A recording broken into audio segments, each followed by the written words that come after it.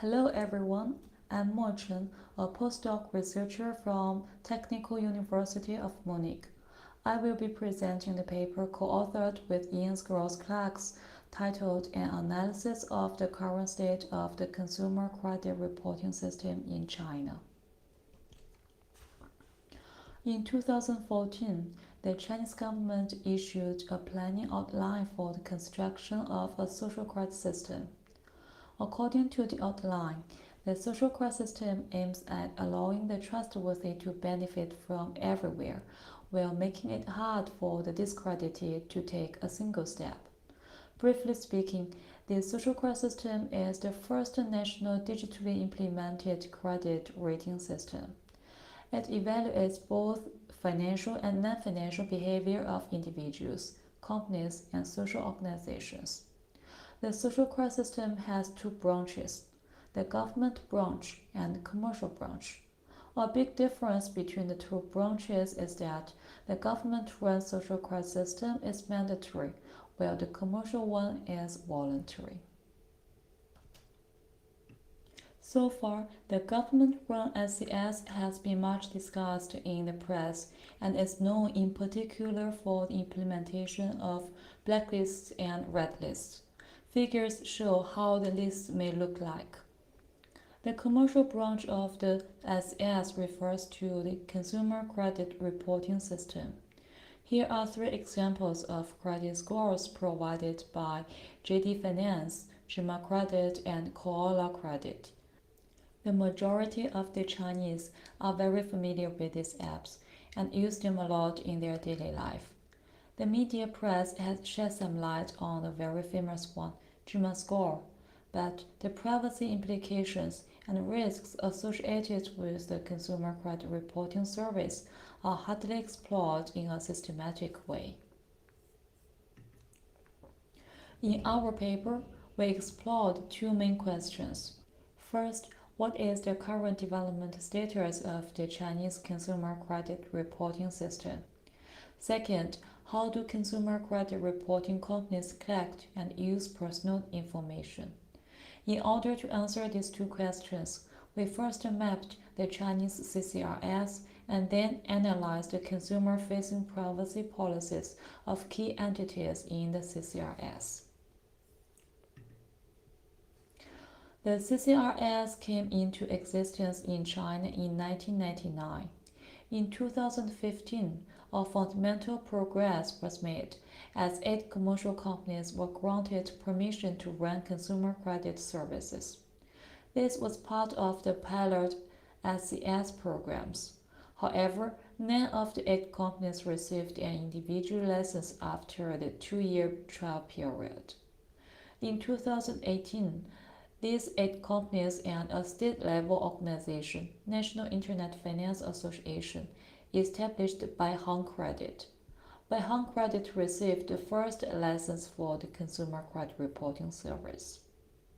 There is some work on the beginning of the credit reporting system before the marketization process of the CCRS in 2015. In recent years, we observed little extant empirical work on this topic. There is especially a lack of literature studying the topic from the perspective of privacy.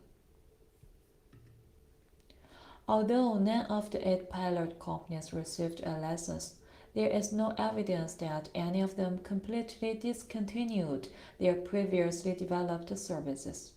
Also, we found another 4 companies listed in the national platform of the social credit system for requesting consumer credit scores. In our research, we included all the 13 companies in our analysis and categorized them into 3 groups: traditional companies, internet and financial giants, and others. Here I will present Pengyuan Credit, Jima Credit, and Koala Credit in detail as an example to present the characteristics and differences between different types of companies. We focused on 5 perspectives in the comparisons of the companies: stakeholders, data resources, calculation dimensions, algorithms, and application areas of the credit scores. The stakeholders of the companies are usually big companies that have an advantage in obtaining consumer-related data. For instance, Pengyuan Credit, though it's now owned by 7 legal persons and several natural persons, was set up by the local government and thus has strong governmental affiliations.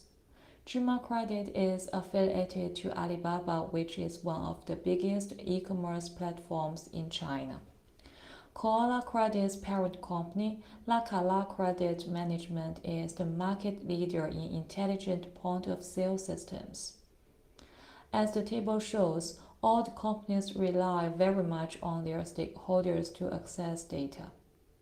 Also, many of these companies and their parent companies participate in the construction of the social credit system, for instance by providing technical support. For the calculation dimensions, we found that social network is taken into consideration by 7 companies in credit rating and scoring. This means that an individual's credit score is not only based on his or her own background and activities, but also on others' behaviors and qualifications. Different types of companies all mention AI and big data technologies as the algorithms. The application of the consumer credit scores is expanded beyond the financial area to online and offline consumption and some public services. This means that the companies permit almost every area of daily life.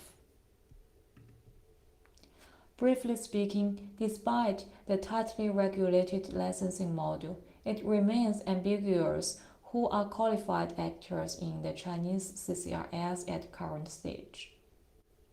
Consumer credit reporting companies are actively involved in the infrastructure construction of the government-run social credit system.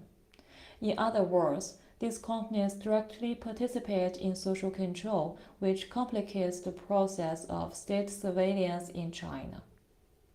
Not only traditional credit rating companies, but also internet giants and companies from other sectors are heading to the CCRS. These companies expand the understanding of the credit scores and broaden the scope of the application areas of credit scores. In the second phase, we collected and analyzed the privacy-related documents of the consumer credit reporting companies. According to the Internet Security Law, the rules, the purposes, the way, and the scope of data collection and usage should be published. For our study, however, we only obtained 7 privacy policies and 2 terms of service documents. For the other 4 companies, Duxiaoman Financial, Leihang Credit, Sinowe Credit, and Wanda Credit, we couldn't find any privacy-related documents. In other words, only about half of the consumer credit reporting companies have a privacy-related document. In our paper, we analyzed the 9 privacy-related documents under the framework of policies. Policies is a machine learning trained tool for the analysis of privacy policies. It constructs 8 taxonomy categories to highlight the most important issues about privacy. We repurposed the taxonomies constructed for policies and also developed 8 taxonomy categories. In this presentation, I will go through 3 taxonomy categories: data collection, specific audiences, and special purposes, to present how Chinese consumer credit reporting companies collect and use personal data. For data collection, we made a distinction between personal sensitive information and other information.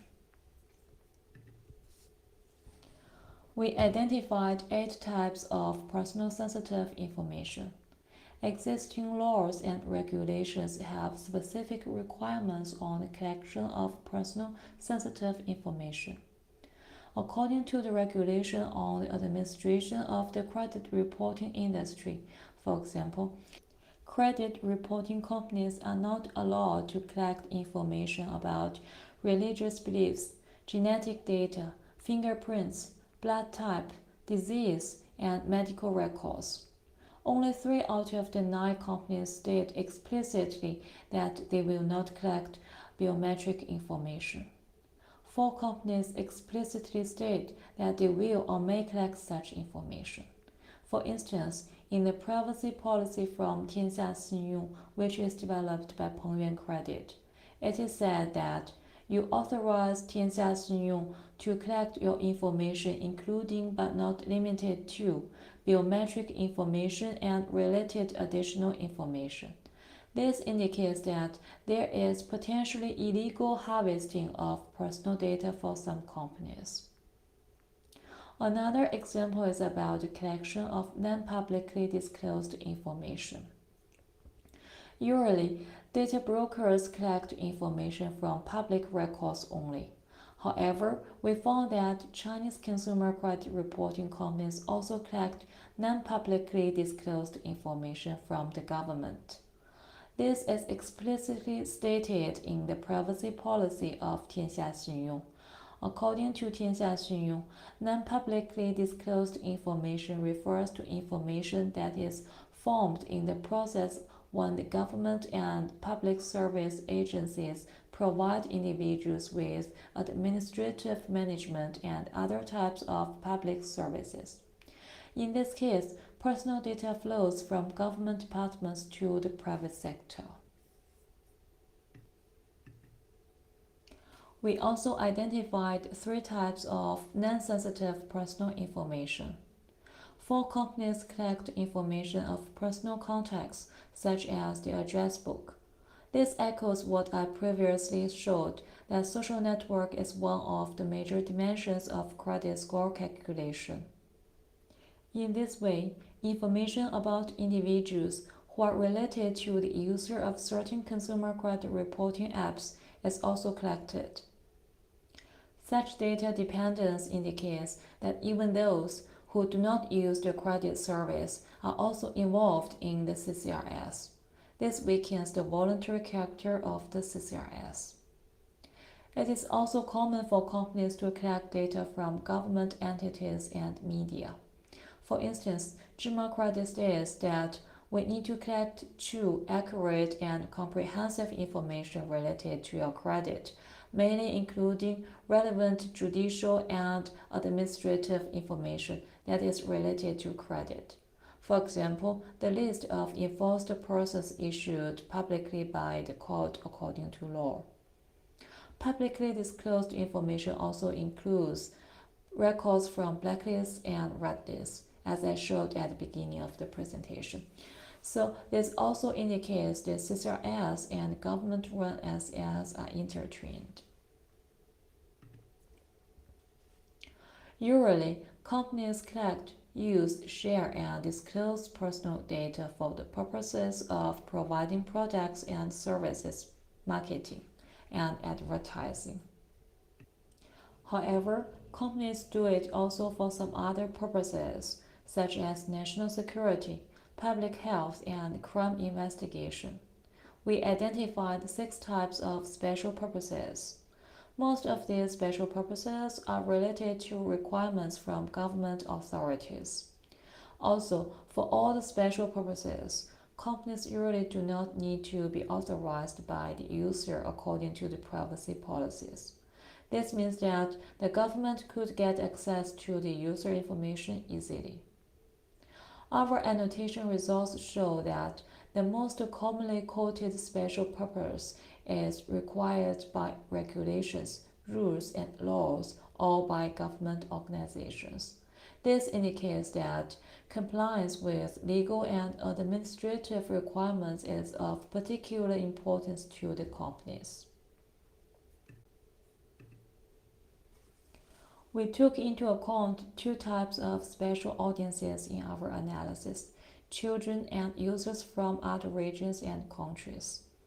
China has recently paid more attention to the protection of children's personal information. The regulations on network protection of children's personal information took effect last October, It sets high-level requirements for data collection, storage, use, transfer and sharing, and disclosure of children's personal information. However, it seems that the consumer credit reporting companies do not take children's rights perspective on privacy seriously. First, only 5 out of the 9 companies state children as a special audience and have special policy terms regarding them in the privacy-related documents. Second, according to the regulation, companies are required to get consent of the guardian of minors under 14 before data collection. But many companies fail to include this into their privacy policies.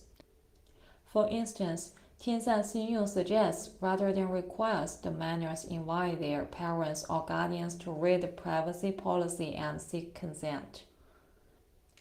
Some of these companies provide credit service to users not only in mainland China but also other parts of the world. However, none of them discusses privacy issues for other regions beyond mainland China in the Chinese version of the privacy policy.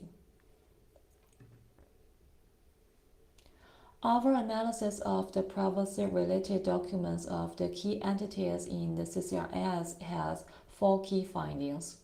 First, we found that compared to other types of companies, Internet giants have more comprehensive privacy practices. There are 2 possible reasons for the difference. First, many Internet giants from China run business globally. Their global operation experience could be helpful in developing a more comprehensive privacy policy.